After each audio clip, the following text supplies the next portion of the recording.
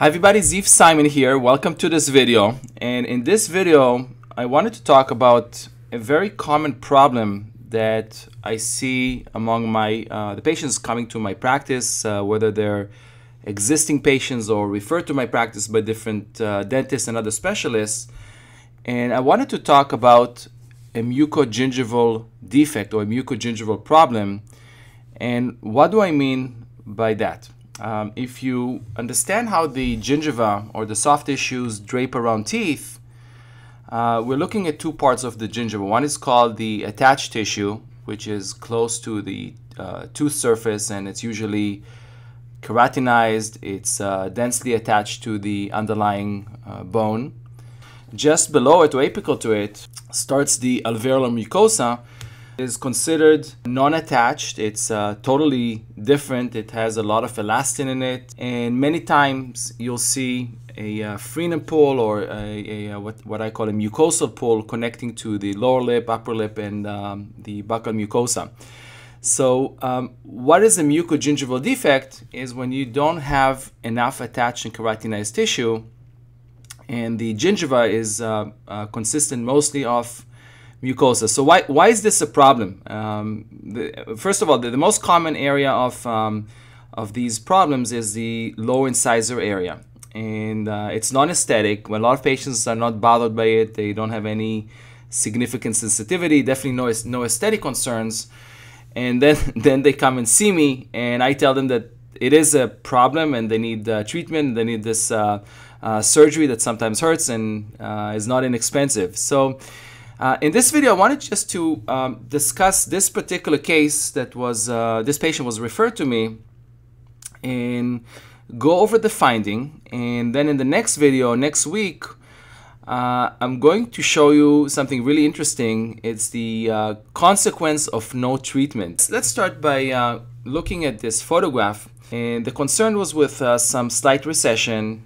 There were no actual symptoms, and it's in the lower incisor region. Tooth number 25 had about 2 to 3 millimeters of recession, some inflammation. The best way to look at these situations, and this is my first tip of this video, is if you don't understand a situation or a clinical or some clinical circumstances, just describe what you're seeing. And that would lead you to a diagnosis, and based on that, you can start figuring out what would be the best treatment plan. So if you look at tooth number 25, number one, you see gingival recession. You see the tissue that has been retracted in an apical direction. You see inflammation, and you also see a very thin layer of keratinized tissue.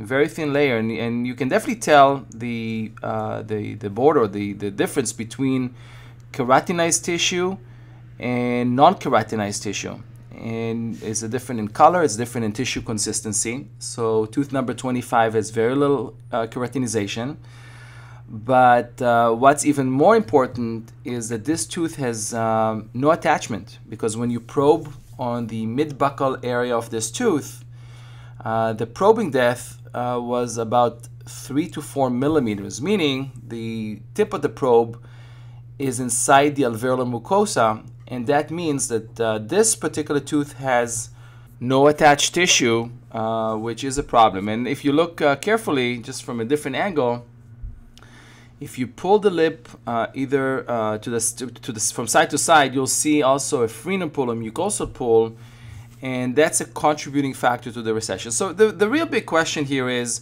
what can be done? What is the problem? What is the consequence of no treatment? My recommendation is to perform a free gingival graft to improve the tissue quality, eliminate the tissue pool, get a little bit of root coverage, and mostly prevent further recession. So that's really the goal of a free gingival graft. And this was my recommendation for this patient. So this patient asked me, "Doc, how much time do I have? I'm planning a trip. I don't really have the time to do anything right now. I'll do it, but now is not a great time not a good timing for me. How much time do I have?" Which, you know, it's a very hard question to answer. And what you'd like to tell your patient is, you know, this procedure needs to be done right now. It's not an emergency. There's no infection or any symptoms. So your patients have the luxury of picking a good time for them on the schedule when they don't travel or have any significant events in their lives. But they'll need to do it in a timely manner, and I pick a period of between 2 to 4 months they need to have it done. So the interesting part of this case, actually the patient actually made an appointment 4 weeks later to see me, and in the next video I'm going to show you something very amazing that this patient presented with, and will show you the consequence of no treatment. So I hope you liked this video. I hope you found it interesting. Feel free to share it with other colleagues. See me next week in part 2 of this video, where I'll show you the big problem that I saw. I'll see you next time.